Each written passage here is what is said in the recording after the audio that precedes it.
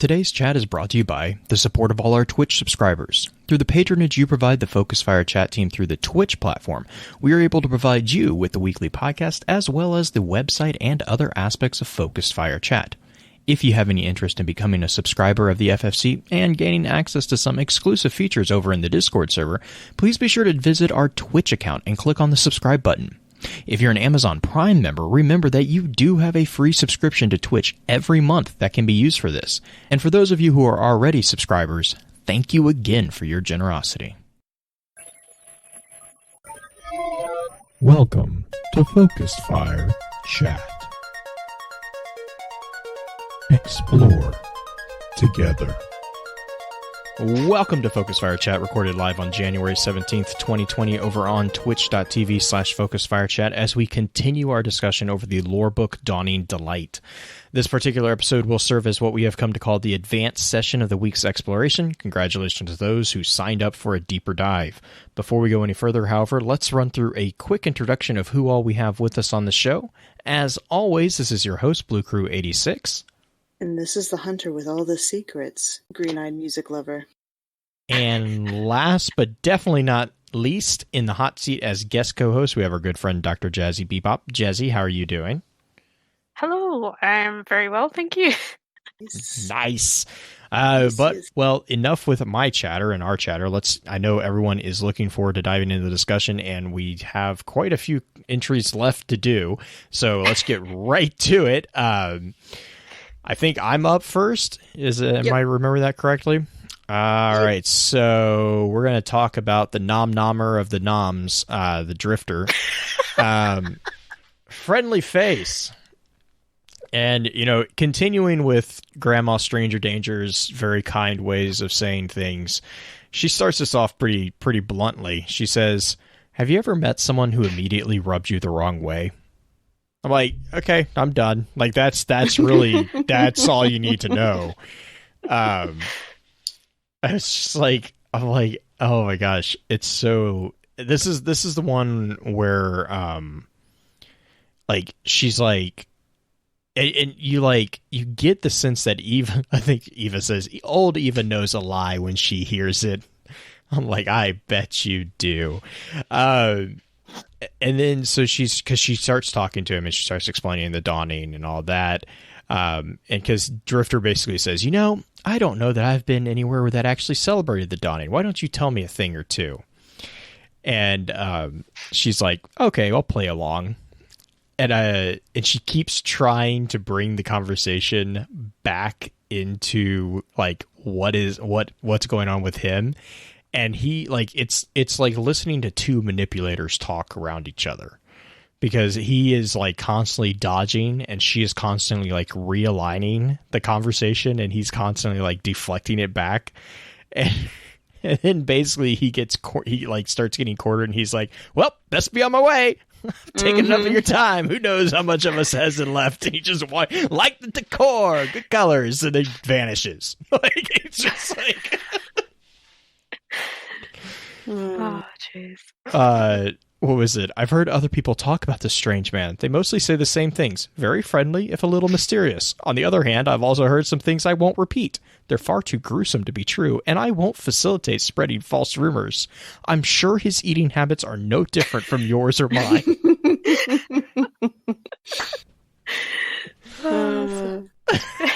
Confirmation that Eva finds his idea of eating all the things a little creepy. Yeah, suffice to say, something is off about him. I'd recommend keeping an eye on him. Yeah, Eva, we know. We do. I do also like the fact that his particular cookies are made with taken butter and null taste. And they're dark motes, right? Dark chocolate motes, yeah. Mm-hmm. Yeah. I just, oh gosh, I love Eva's, like, she's like, I don't, I mean, I can't say that I don't like you, but I don't like you. I don't trust you. Chat. At least he isn't a cannibal, I think. I mean, oh god, didn't you say he's tried to eat what does he try to eat? He's trying to eat something, but he can't finish it. It's a scorn. He's tried to eat the explodey ones, yeah, right? the explodey ones. Scream. Oh God. Scream! Mm-hmm. It's like one of these days I'll get it. I'm like, I don't know. Oh God. Why? Because. Oh my gosh. Scream! My favorite one with him is still when he's like, you'll never see eye to eye to eye with the hive. And I'm like, oh my God. Like, it was, I heard that and I couldn't stop laughing for like the first couple minutes in that match. I was just like, what just happened? This actor. So Mm-hmm. good. So good. So, All right. anyways, A Tale Twice Told, I think, is the one that's up next. Yes. So, this one is about Spider. Man, Eva has some very interesting ideas about who a spider is. We're starting this episode right off on the creepy stuff. Let's go. Yeah. So she starts off. What I've learned coming back to the towers, reconnecting with everyone. I missed my friends while I was away, and I thought about them every day. Even when what you're doing, what you know is right, it can be hard not to wish for times past. She says, she wants to catch up on everything, but, Guardians are so busy and you can barely get a word out of them most of the time. And she feels like she's just getting drips of information. And she says, Spider is a name I hear over, but who is he?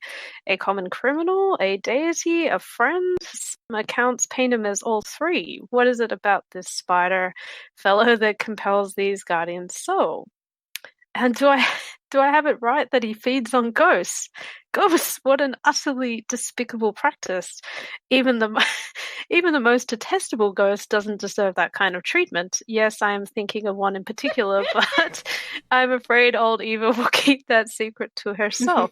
Makes me wonder, geez, who's this detestable ghost that she's thinking of? And then she says, from what she can put together, the spider fellow had a group of barons. I think if that's correct, his relationship with them seemed tenuous. I don't know what one gets up to on this Tangle Shore, but I think he had them all killed. Before that, though, Spider's barons broke into some kind of high-security prison out in space. They were looking for something belonging to Spider. I don't know what it was. Maybe it was ghosts, or maybe it was weapons, although why he'd have someone look for those things in a prison, I don't know. While his barons were in there, the prisoners started to fight them. That rascal, Cade 6, was also in the prison on a mission that I don't think was related to Spider's mission. They ended up in the same fight, though. What it sounds like then, while everyone was fighting, Reef Queen's brother arrived, and she's got all the details all around the. And she says, when I first heard the story, at this point, I thought to myself, oh, good, finally someone on our side. The awoken prince will help get things in order. Now, keep in mind that I had always heard he was a bit stiff, but also that he was willing to help when it came down to it. That was before his sister, though. Loss can do terrible things to us. And she says, this leads me to the only detail I know with absolute certainty. Aldrin Sov killed Cade 6. I don't know why, but I suspect it was in part because the prince succumbed to the pain in his heart and lost the ability to see things as they are. Anyway, once Spider's barons left the prison, they ran all over the reef. I guess they had found what Spider was looking for, but decided to keep things for themselves. This Spider sent people after the barons, and I don't think any of the barons survived. While all of this was going on, someone killed Aldrin. I assume it was revenge for Cade, but I can't get anyone to tell me with certainty who did it. Mm-hmm. Based on everything else I hear about the spider, I wonder if Aldrin also wasn't his work. And it's kind of sad. She seems to get right down to, possibly what happened to Aldrin. She's nice. A bit more contemplative. Oh, sorry, you go. No, you're good. She's a bit more contemplative, I think, in these entries. Yeah, that's the thing. It seems like she's a bit more, I guess, empathetic Mm-hmm. towards why he may have uh, gone the way he did, I suppose. Which maybe that could also lead into her, adopting him. Adopt a guardian Aldrin, please. Interesting. Hmm. Yeah. It's interesting because this entry is followed up with the entry on Petra. And throughout the entire entry on Petra, she's basically trying to discern if the Awoken have humanity, if they are considered part of humanity. And she talks about how, if she were to ask Petra about it, she feels, let's see here, how did she say it?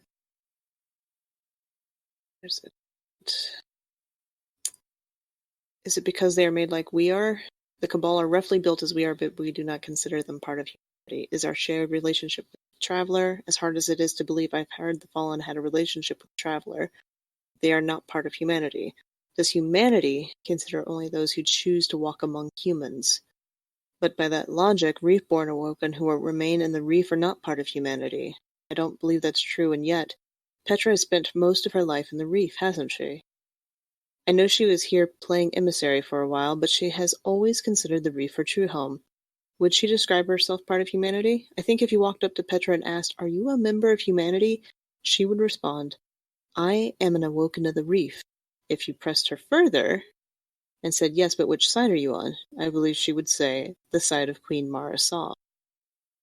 And so Eva continues to kind of question if humanity is something we choose, and if there's stipulations tied to it, and could it be that the Awoken are part of humanity because of all of these stipulations? Individually, these ideas don't define humanity any more than a cloak defines a hunter, but collectively, that they are built as we are, that they share our relationship with the Traveler, and that many of them gladly walk among us here on Earth.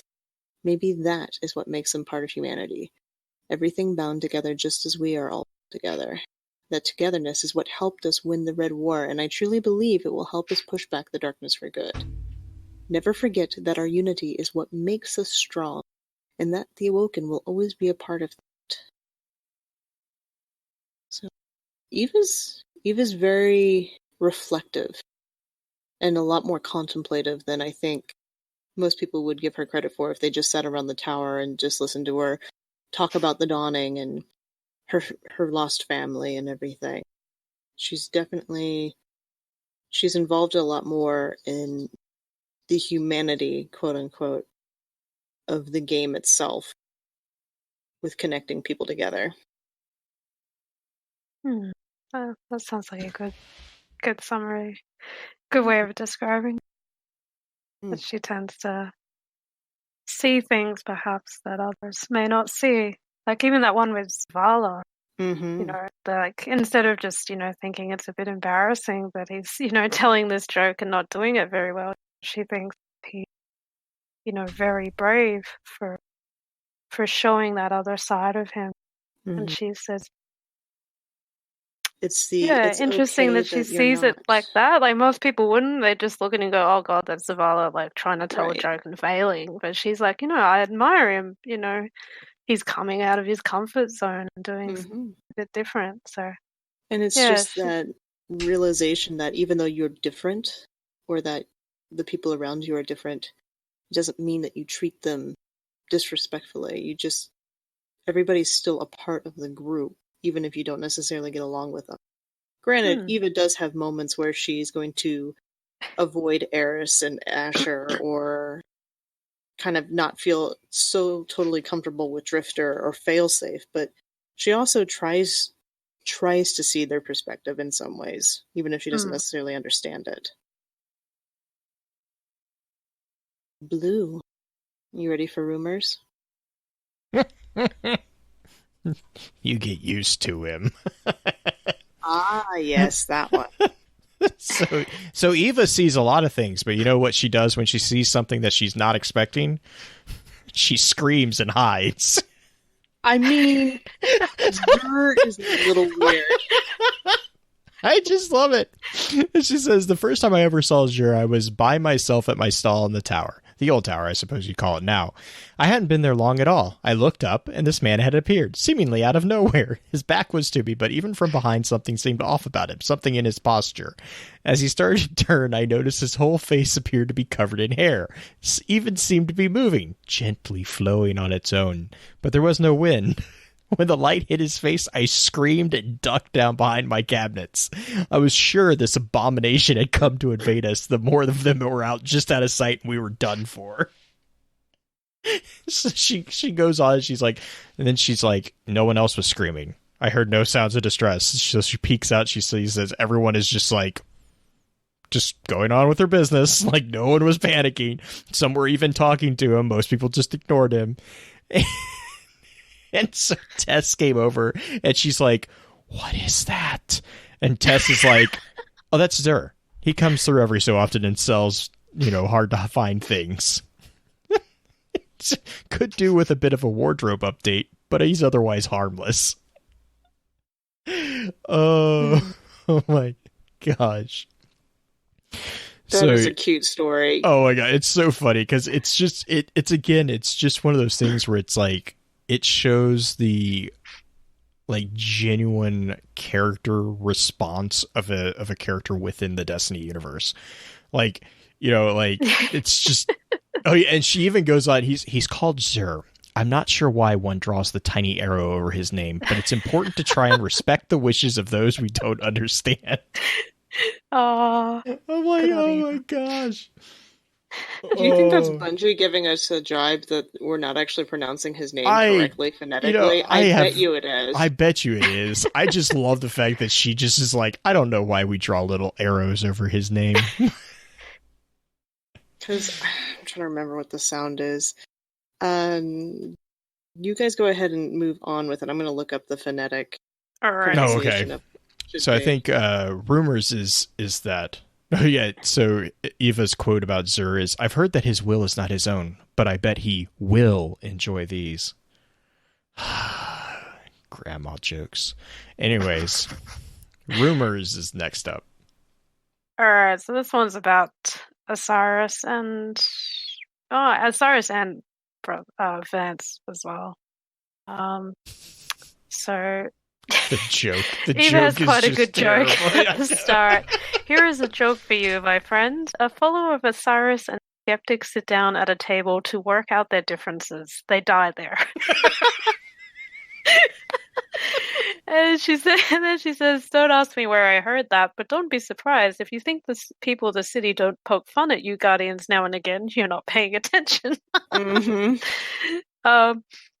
And then says she's heard rumors about Vance. Says the rumors started like myths, how he might use the knowledge discovered by Osiris to perform miracles or to raise Guardians to their full potential. Then, for a reason I couldn't see myself, the rumors changed. Vance was a fanatic acquainted with Osiris, left waiting endlessly on the sands of Mercury for something that would never come. And it seems like she kind of feels a bit sorry for him. She says, as for me, I think we should believe in things and people we can see for ourselves. What someone does now is better proof of their spirit than what they are fabled to have done. It seems to me that waiting forever for your hero to return, poring over the same books and letters, relying on a hope for the future you cannot control, well, I see it as wasted time. Then I tend to act toward action myself. Busy hands, busy mind. But I also think it must be lonely and disheartening to be abandoned by your idol, even if that abandonment exists only in your own mind. I imagine a man like Vance holds a lonely vigil. I think, perhaps, he knows what people say about him, and he tries to lift himself above it, and drives himself further into isolation. But then I've never met him. I don't know which rumors are true and which are silly gossip. I only know that the dawning welcomes everyone, especially those who feel the most isolated. Which is quite nice. Nice, I guess, to be included. Maybe that was also a throwback to how I think you couldn't give cookies to him last year. He was not included. So apparently Eva's decided, got to include Vance this year. Summary of this card is that Guardians are a-holes. That is the short and sweet version.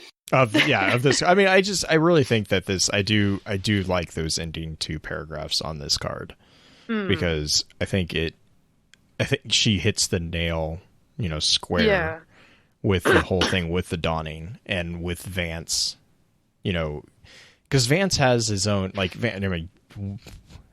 taking what you think about Vance and putting it aside for a second and then looking at the development of his story, it's like, it is kind of a sad story in and of itself about how that individual has been treated by Osiris.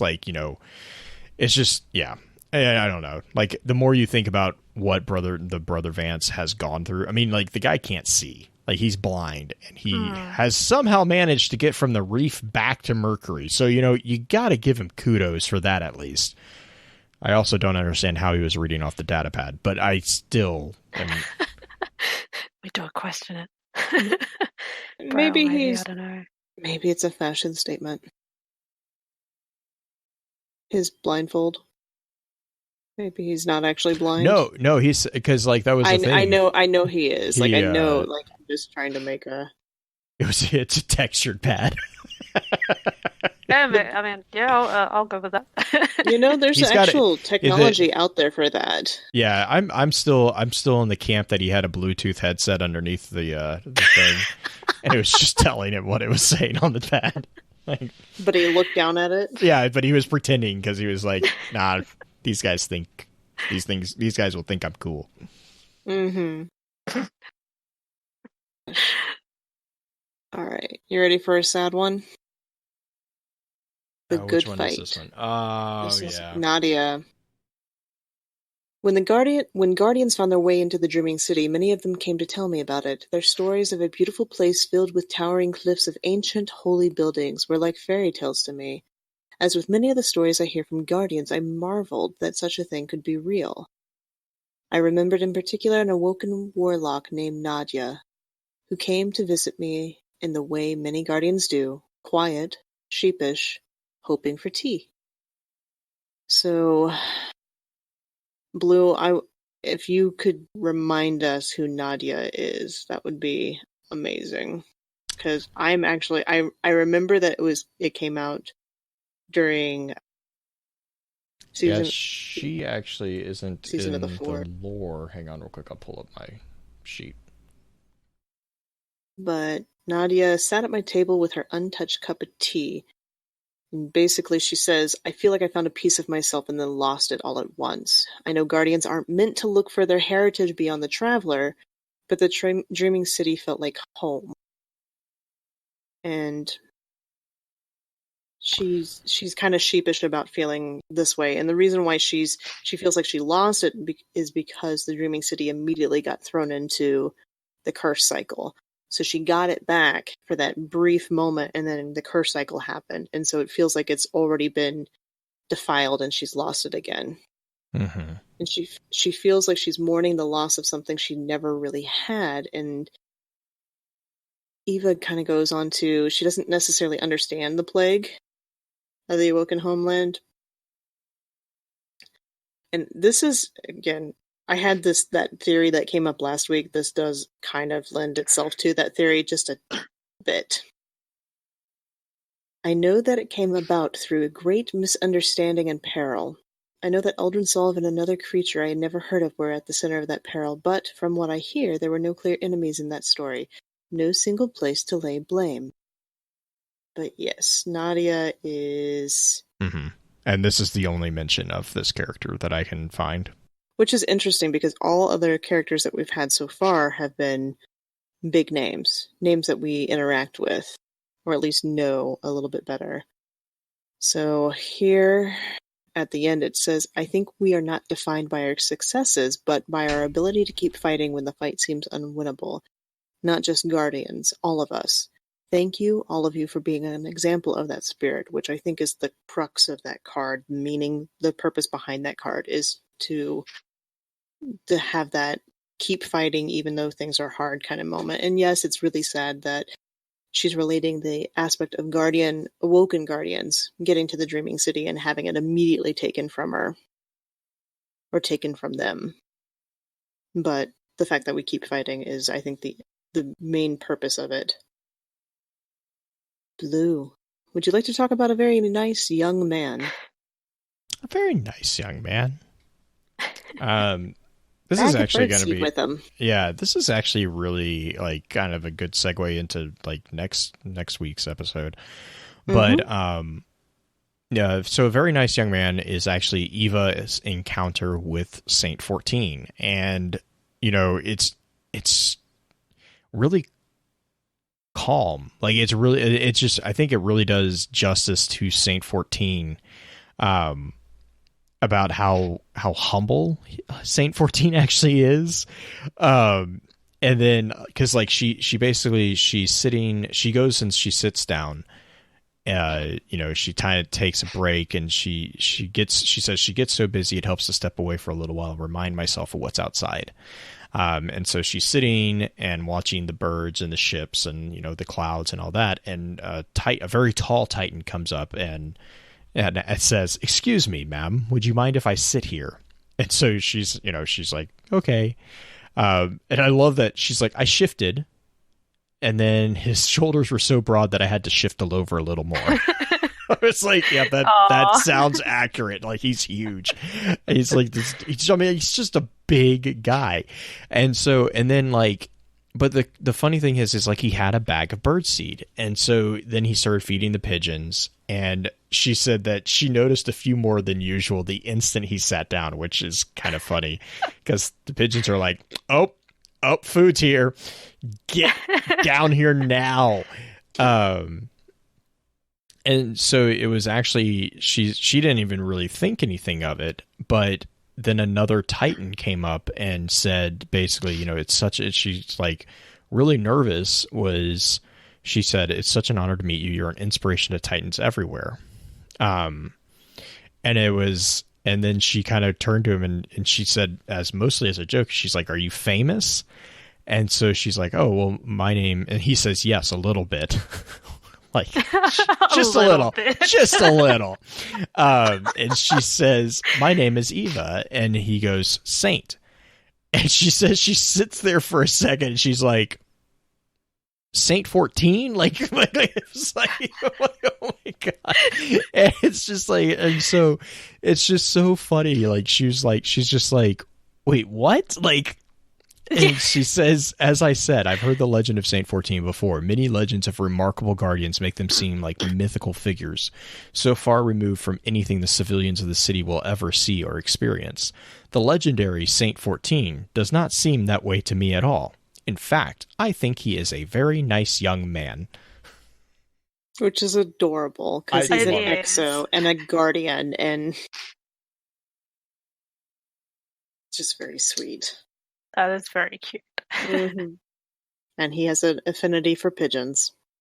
I love that. Mm-hmm. Oh, this next one. I'm excited for this next one because I think this next one is interesting as all get out. Yes, so this one is quite short, called A Note of Warning. So not about probably anyone in particular, although it could be a little bit of a hint towards Callus, but yeah, more a general warning. So Eva is essentially warning about, that it's nice to receive gifts, especially when especially a thoughtful one that was chosen for you by someone you care for. If you approach gift giving with love and a selfless heart, it deepens your relationship to another person. And that it can be as rewarding to give a gift as to receive it. But if you find yourself receiving many gifts, maybe unexpectedly, look to the giver. Have you given them anything? Gift giving is not scorekeeping, but when you are showered with luxurious made of gold engraved with your name, lavished upon you with great bouts of flattery, stop and think about why you have received them. Sometimes you should question these gifts. Consider who the gift giver has favored before. Why you? Why now? If you have no satisfying or reassuring answers to these questions, the chances are good that this gift giver is carefully tallying your debts and one day will move to collect them. Not all gifts are given freely. Remember that. That's all, my dear friend. I have no story this time, just a warning. Yeah, it does seem probably could be related to Callus for one thing, with all that mention of, gifts made of gold, and certainly has been showering our guardian with gifts. But yeah, probably just could be a general warning as well. Yeah. I think it's a nice little reminder, which is also interesting considering how many cookies we are required to give characters in game. Yes. But it's That's also true. the nice little reminder of it's not a tally, it's not a who gives who gifts, you should get gifts back because you gave these gifts. It's not that kind of thing. So Yeah. Like you should be doing it, selflessly because you want to give. Not because you're expecting something in return. Right. Yeah. And probably a good idea to say, yeah, if someone's giving you all these weapons and all these things and, not asking for anything in return, maybe that's a bit sus. They might want something down the line. Yeah. Definitely would seem to apply to Callus, I suppose. Or maybe others in general. Perhaps. The next card is actually a really sweet, I don't know, I think it's more humanizing to Ada than a lot of the cards we've had of her. Eva talks, and this is called a touch of style. Eva talks to Ada for the first time in weeks. Leading up in the preparation of the dawning, she came to me at my stall and lingered off to the side as I spoke to a customer. She was standing there pretty silently, and maybe perhaps slightly nervous. And then once she was done with the customer, Ada asked, "Is the dawning a guardian holiday?" And from the rumor mill, which apparently Eva is very privy to in the tower, she kind of remembered that Ada was not. She's not a veteran of the tower. She's fairly new to it, all things considered. And she responds to Ada saying, "The dawning is for everyone in the city and beyond it, if they would like to celebrate." And Ada kind of took a moment just to think about it a little bit, and Ada says to Eva, "I have seen your patterns, your color schemes for this holiday. I have some ideas if you would ever like to hear them." And like good old grandma who used to do shaders and all the designs for us as guardians gets really kind of excited with that. She's surprised I asked her for her thoughts right away, and she quickly learned that she has an impeccable sense for color and design. She didn't care to overtake the project of designing shaders for the dawning, but she acted as a quiet and talented consultant. Over the next week or so, we spent many hours together sorting through rolls of fabric, comparing colors, considering combinations. While I think she remained wary of growing too chummy, I like to believe she started to warm to me, and to the idea of becoming a part of a long-standing city tradition. I know very little about Ada, except for that she lived through the Dark Age. Those were harrowing times. Guardians then were not what they were, or not what they are today. Living through times of peril can affect us in many different ways. Sometimes those experiences change us for the better, and sometimes they don't. After all she experienced, Ada made a way of life for herself that suits her, and she has slowly begun to reconcile that life with the lives she sees being lived here, in the tower and the city. That takes courage. I admire it. I kind of love that Ada has taken on a little bit of her mother's flair for color and design. Oh yes, that's a good point. Or at least taken on the same kind of flair for that not just her mother, but also that whole family, that grouping of the three women that were working together for the Black Armory project. It's nice to see she has a purpose and kind of has found her a different part of herself in the tower. Blue, a necessary distance. Yeah, this is another one that's like really, I think, really, really well written. It's a kind of an update on Eva's view of Eris, and I think it also does a really good job of capturing Eva's view of the difference between a guardian and a civilian or a mortal. She says that she knows guardians experience things that many of us will never fully understand. She says only foolish people would say, "I wish to live forever," if they're looking to find happiness. And she goes on to say, the nature of your lives is a great gift from the traveler, but also a tremendous burden, one which the guardians of the city have taken on willingly by living here with us. And because of that gift, because of that traveler's light, the guardians are constantly placed into danger. She says, the stakes are different, but the emotional toll is not. How much do you rely on desensitizing yourself to fear and trauma in order to do your essential work?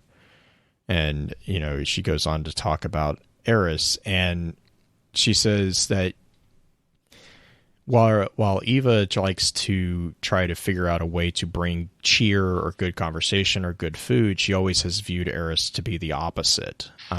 She had always accused her she always oversimplified her and accused her of being gloomy. And however, with the whole, I think this was after Shadowkeep. Am I correct on that one? Is that So this would be this most recent season of Dawn. So, Correct. So this is after the events of Shadowkeep, or we're currently in Shadowkeep, but after the initial events of Shadowkeep, and she says that, however, I've begun to think that Eris just sees things from a different perspective than I do.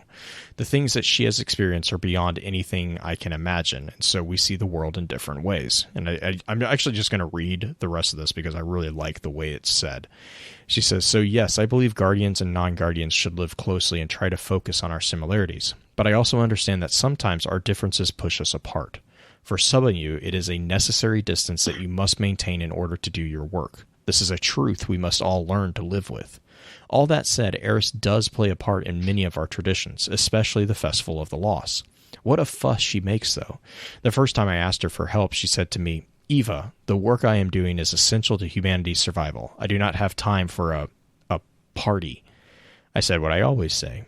The little things will get us through just as much as the big things. Let's not allow the flowers to wilt in the pot while you're still digging the garden, Eris.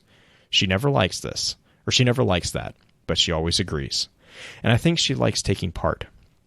I once saw her hand a box of raisins to a masked guardian stone-faced, and then turn around and smile. Eris, smiling. Once I plan a dawning event to put her in charge of, we'll have her grinning ear to ear, I'm sure of it." I love it. I love this card because it shows, it shows like how Eva is. I think somewhere earlier in chat, someone said something about Eva's kind of like the tower therapist. She really is. And it's mostly because Eva does a really good job in just accepting it, whether it's guardians or non-guardians, just accepting people the way they are, accepting them with all their faults, with all their problems, and just making it that she's like, that's okay, because you have a part to play in this machine that we all exist in. And I think that goes a long way in dealing with, the guardians, especially because the guardians have, for so long in the city, and the story of the city and the last city and the tower and all that, they've been apart from the city. They don't really know how to fit in other than to be that silent protector. And Eva, again, I kind of view Eva as like that bridge that exists between the guardians and the non-guardians, and in kind of being like, no, you can coexist. You are welcome. Like, both sides of the coin need to coexist. Her view of failsafe kind of makes it name here too. You have a happy and a sad part. Well, that's not fun for either of them. Like, it's you need to have a balance between the two. Do you want to talk about the broken frame? I think that's me, isn't it? Lucky last entry. Dawning Helpers. Dawning Helpers. So this is about Benedict. the frame working, so to speak, for Callus. So Eva starts off with this, saying, that the frames in the tower have been, very helpful to her. They've helped with all the holidays like Dawning and Festival of Lost and all that. She says, I'm not as young as I used to be, and there's an awful lot of confetti to sweep up after the celebrations die down, so Sweeper coming in useful there. And she says one day she found herself, in the annex. She had a box of streamers and she was looking for some help. And at the bottom of the stairs, sweeping the same patch of clean floor, was a frame, and she felt an instant sympathy for it and then a practical annoyance. Surely we could deploy our resources better. And the frame said, I am here for maintenance. And she says, you seem maintained. As she held out the box of streamers to him, and this room looks well swept. Perhaps you could help me decorate the courtyard. The frame tilted his head down to look at the box. I don't think I can read this out. I am here for and then it's like, yeah. His Excellencies do not engage in conversation. I'll let Green do it. She's good at this. Majesty, mad maintenance. I'm here for maintenance. Green's having fun with that. And so, Eva's come to herself, sat down my box and took the broom from the frame. I leaned the broom against the wall and picked up the box again.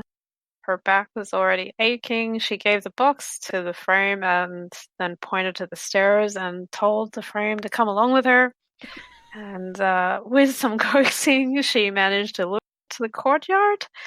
And she pointed to the places where she wanted it to hang the streamers, and it just said, I am here for maintenance. Weekly. It said weekly. It was like protesting. I'm here for maintenance. And it said, Eva says, sorry, I left it to the work without much hope that it would get done to my standards, but one can't be choosy when one is on a deadline. Not surprisingly, when I returned, both the frame and the box of streamers were gone. Deciding to choose my battles, I let it go. And now I am ever more grateful for the friendly, functioning frames in my employ. All I have in my head is like, as soon as her back's turned, Benedict's like, get out, she just runs away like, ah! Mm-hmm. Just running away with the streamers. Yeah, just like, ah! I like how there's like the slight moment where you do the whole Emperor Callus bit. No. But then it also is like, don't talk to this one. Do not engage. Do not engage. This one's bad. Do not do this one. Oh, this is good. That was a good one. Yeah, it's a funny one to end on. The fact that of all of the Dawning, Benedict is the least helpful. Period. Even Eris is more helpful than Benedict. That's saying quite a bit. Oh dear. Oh goodness. Benedict stole the streamers on Callus's orders to decorate the tribute hall next year. That would be hilarious. Oh, I like that. That's a good one. That would be amazing if Callus took on the Dawning, quite literally. That's a good headcanon. She get Black Flag. Black Flag is hitting on one of the things that I am going to continue to sort of break. My theory that Eva is not Bethune. Yeah, it's not a serious theory, but there are things that make you go, get out! Huh? Get away from her! Just, oh my gosh. Zavathune, Eva. Grandma Thune. Grandma Stranger Danger. Yeah. Oh, my goodness. Oh gosh. Oh dear. It's so bad. Alright, so we finished Dawning Delights. There are I mean, there's other aspects of the Dawning, like the gifts. Last year when we did the episode on the Dawning, we talked about the gifts specifically. Mm-hmm. I don't know if we didn't really do gifts this year. No. It was more just here's cookies. Give me RNG. That's what I was like. I did it a couple times. I'm like, wait, hang on. Where's my one-arm sweater? Like, I was like really sad that I didn't get to take him a new one-arm sweater. Yeah, we did do cookies last time, but last time we had the gifts, that was kind of more the main quest, I would say, in the Dawning. This year, it's just go give cookies to this person, go give cookies to this person, go give cookies to this person. And granted, I will fully admit, I only handed out 6 cookies because I was like, Yeah, I think I did a little bit more than that, just simply because. But yeah, no, I didn't get nearly as many. But again, mostly because again, it was just like I was like, I don't know, like without the gifts, it just didn't feel the same to me. Perhaps. Last year, I fed Rahul a ton of burnt ends. Just saying, like that man. The webcomic. You're gonna like it. Poor Rahul. I don't know. Is there any other things about the Dawning that stand out to you guys? Eva's hand in the Dawning is like a big thing, but well, I mean, it was like in the lore. It was the we did do. There wasn't an entry for it, but you did have a chance to give Riven a cookie, which was an interesting project. Yes. I managed to do that actually. Oh. That was interesting. I used the wall. I figured out how to use the wall of wishes. I was like, I'm just gonna do it by myself, and I went in there. I was like, have a cookie. Don't eat me. Run away. No, I was gonna say in the lore, it actually does give the explanation of why Eva came back, which I always love seeing, is like when they actually take the time to be like, hey, this character hasn't been around in a while. Here's what she's been up to, or he's been up to, and here's actually why they're back, like in a logical manner. It's like that. It's just that little bit of polish that just kind of makes it a nice little bit more immersive. I did want to say that I like that about this one. Yeah. I don't know. I don't have anything else really to talk about with it besides the fact that this last series of entries, I think, is less a ton of character development for the other characters you had in the first year's worth, like the concept about the awoken people with her thoughts on Petra, or you get Soraya's backstory, or a little bit of Amanda's backstory. This one, it didn't seem we had as much of that as we did the first time. It's more just interactions rather than backstory. Yeah. Would you say that's fair? Yeah, I think that. That's fair. I don't know. It's a little bit shorter episode for this one. What do you think? Dino's saying the Nadia entry is from Riven. From that would explain the tie-in with the Dreaming City. Giving the Was it Dreaming City? Right? Yeah. I can't remember. Yeah, she was the one who sat down with Eva and was kind of sad about once she got to the Dreaming City and found her home, it was immediately taken from her with the curse. Yeah, I guess that's the tie-in with Riven. I think it was a bad move to put Uldren's lore on the ship. Oh, Eververse ship. I don't think it's a bad mood per se. I mean, it is an important piece of lore, but it was an interesting choice. The name made a lot of sense. It's a tie-in to Amnesia. So, which, I mean, is kind of the point of that entry, is he doesn't really know what's going on. Do you want to read that entry since we've talked about it a few times? Yeah, let me pull it up real quick. And use that kind of as our close-up, because I'm sure there's quite a few people who want to know what's going on with Uldren. Yeah. And this one is a nice little update of where Dear Prince is. course, now I can't find it. Nestia. I think I put a link at the top. Nestia. Maybe I. There it is. I just couldn't remember the name of it. Okay. It's actually a cool looking ship too. Not gonna lie, I like the way it looks. Looks like a pod racer. So the dawning welcomes everyone is the flavor text, and the entry says, "For the last 3 weeks, the Guardian has been camping in a rusted-out shipping container far off the main pathways that are always buzzing with sparrows. He stays out of the way of the other Guardians, and if he can't do that, he keeps his helmet on, always. All he has to his name is some beat-up gear, a ring, and a silk sheet. These are the things he woke up with. He wears the ring on a chain and keeps the sheet as a comforting reminder of something he can't remember. Sometimes he wears it draped over his shoulder. The fabric is so fine that it makes him think about the place he must have come from before this life, and how much nicer it is than where he is now. He spends his days alone. Other Guardians are an unpredictable source of pain and confusion, and they see him the same way. Some react to him with outright hostility. Others are overcome by some personal and unexplained grief. He doesn't know why. That was the most painful lesson of being reborn. It's better to be alone. So he's always alone now, except for his ghost. One night he sits with his head against his knees and listens to the different distant snaps of gunfire. He hasn't seen anyone in about a week, but he can hear them. Somehow, that makes the loneliness worse, more potent.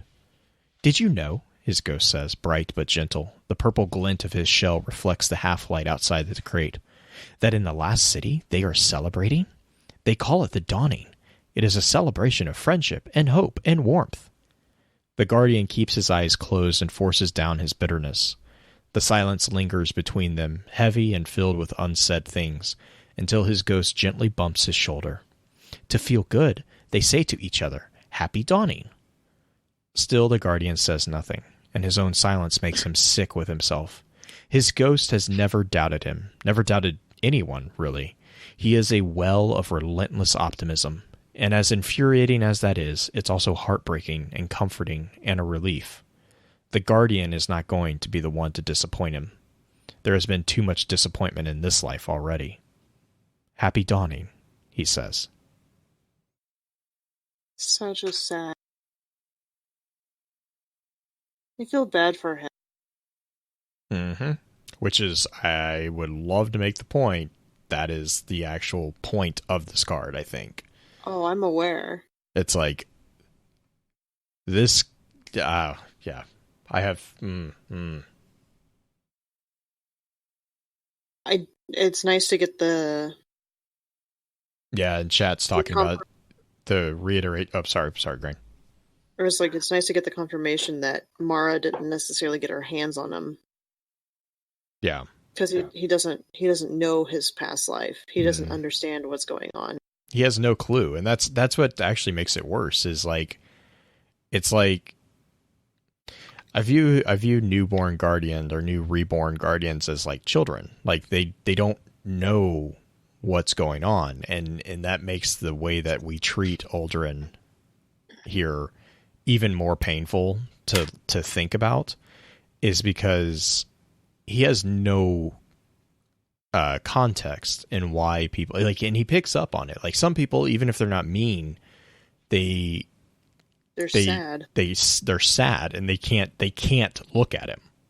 And so like in TK, I think it's what TK from the 90s said in chat, since the holiday events go by real world calendar and it's been a year since his revival, that means his rebirthday is during the dawning, which means that he even spent his birthday alone and getting bullied by other guardians. Oh, poor. That's really sad. Mm-hmm. It's nice though that he's got that fire in him where he's not going to let his ghost down.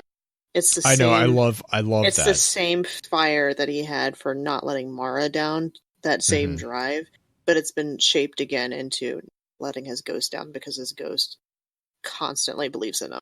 Right, and I think because it's like he says his own silence makes him sick with himself because it's letting his ghost down. Like I love how he, and that kind of speaks to that aspect of the Guardian even after resurrection, how there's like that innate habitual psyche or psychological makeup, right? You know, it shows that was a core component of Uldren's figure, was the need to support and the need to be with someone else, which actually makes him being lonely all the worse.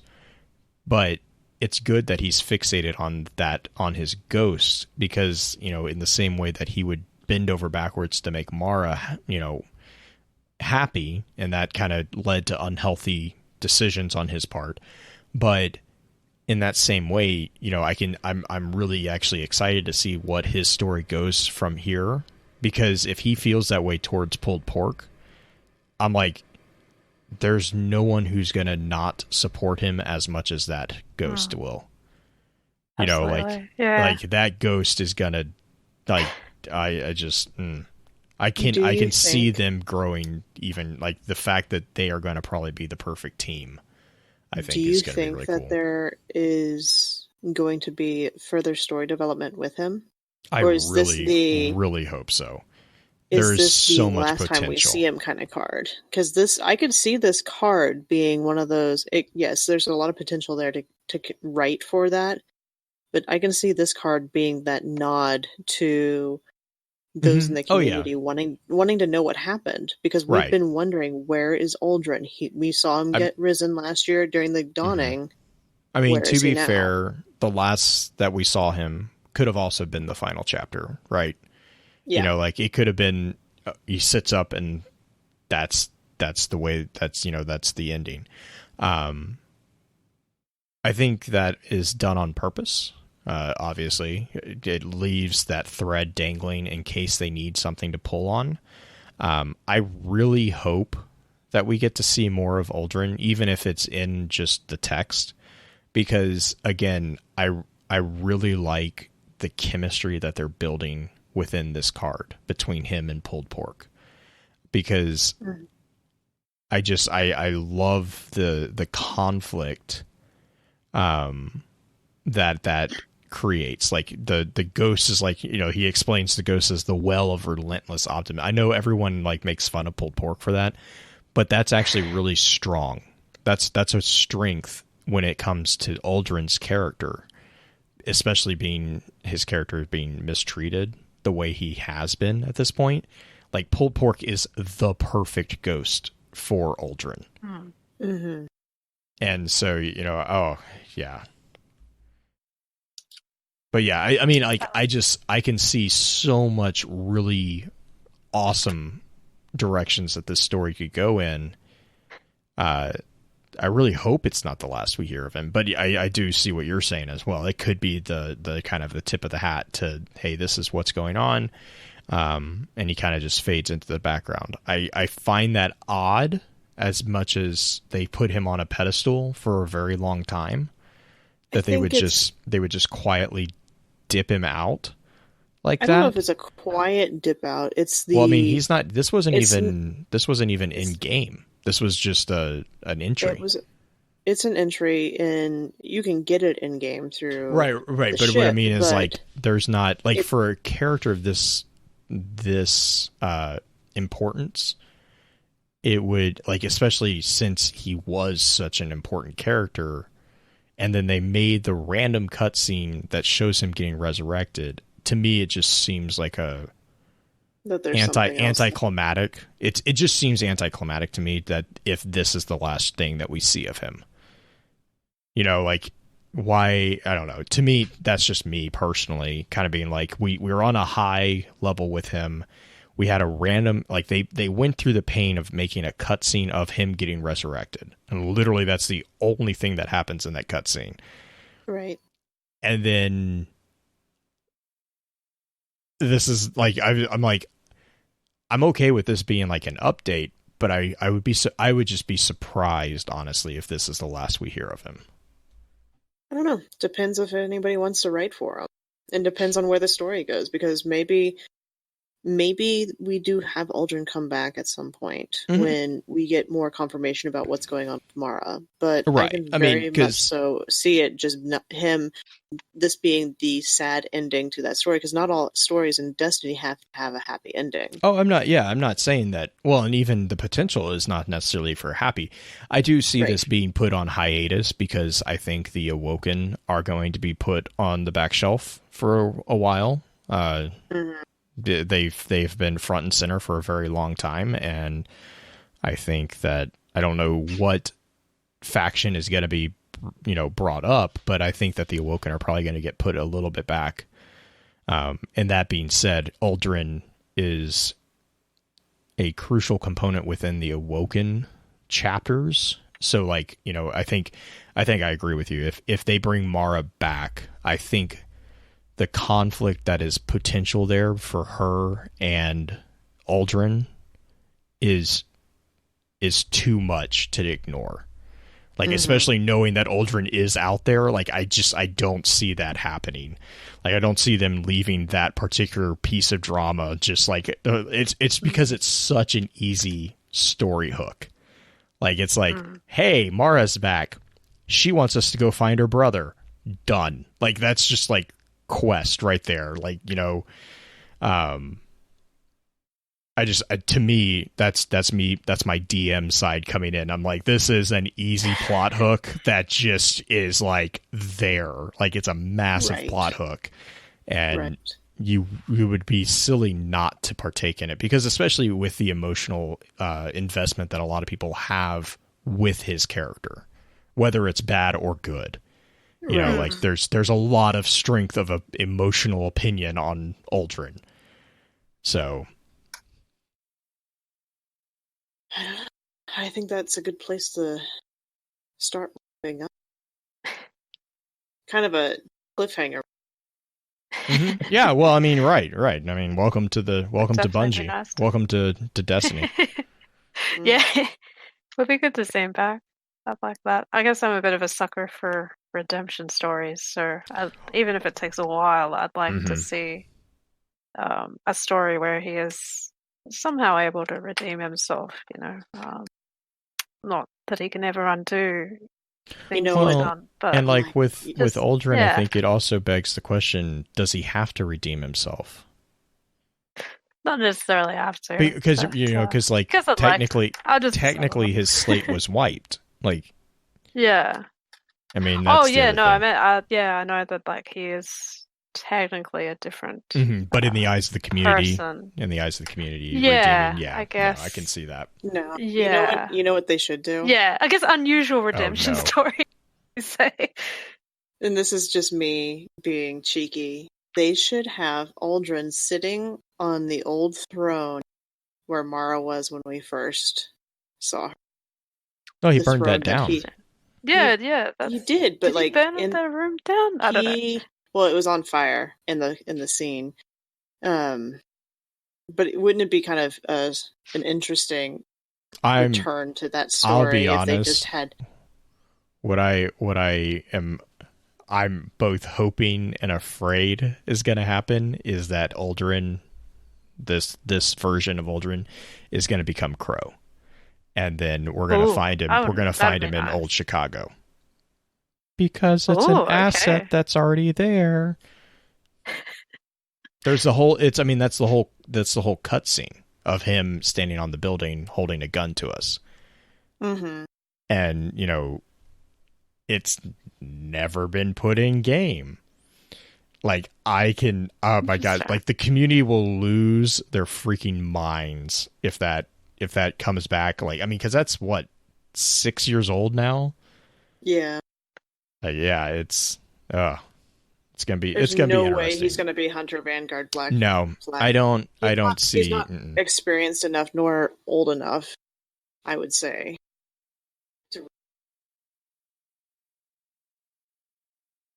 So, but yeah, all right. So wrap up. Let's do shout outs. Green, do you want to lead us in shout outs? Secondary shout outs. Shout outs for this one. Shout outs to my Titan buddies all across the interwebs. I know you eat crayons and some of you glue, but I still love you. But shout out to all you guys. I know you guys get grief for all sorts of different things.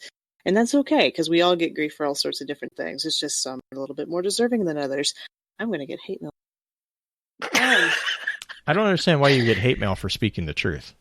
No, I mean, okay. No, I really do love my Titan buddies. They are some of the sweetest, most honest people that I've ever chatted with. And of course, I'm assigning a personality trait to somebody who chooses a certain class, but I give them grief. It's well deserved. Shoulder charge has way too much auto aim. But do you love them as much as they love crayons? I love them as much as they love glue. Fair enough. Fair enough. The sweetest and most honest crayon eaters. Chat.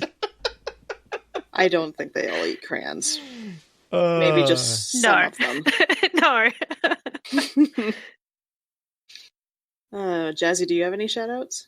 I'll give a shout-out to Baxter and all the other people who help out with Ishtar Collective, all the staff, and all the awesome people who help us with doing transcripts. Yeah, that's all. Really appreciate the help, and yeah. Thank you for helping. Yeah, for helping out with good lord, this with a really great launch site. Much appreciated. I think the thank you goes out to you on top of that, because Oh, thank you. you've contributed a considerable amount to that website. Oh, thank you very much. Yeah, absolutely. Yeah, it has been a while. And we use that almost exclusively. There are a few things we'll grab from like Destinypedia, but a lot of what we deal with every week on the show, we are constantly linking back to Ishtar, because that's where it's at. Primary source. Certainly is. Absolutely. Yeah. Definitely is. For sure. Blue. Shouties?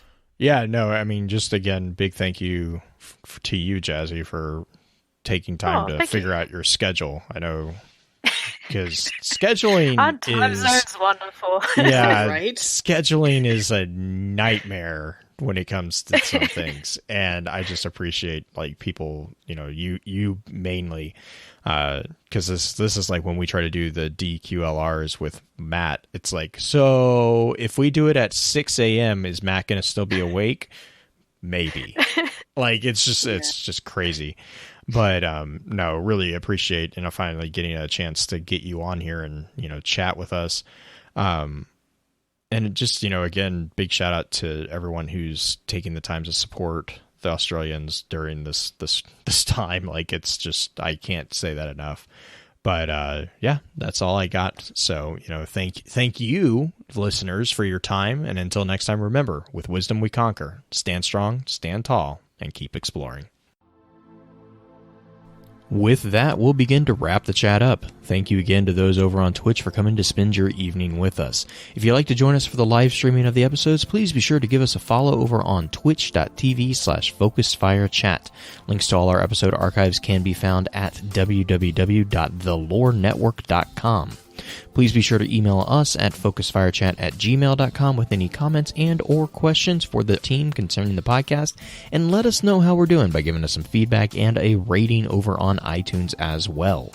So until next time, focus your fire and may your light shine bright.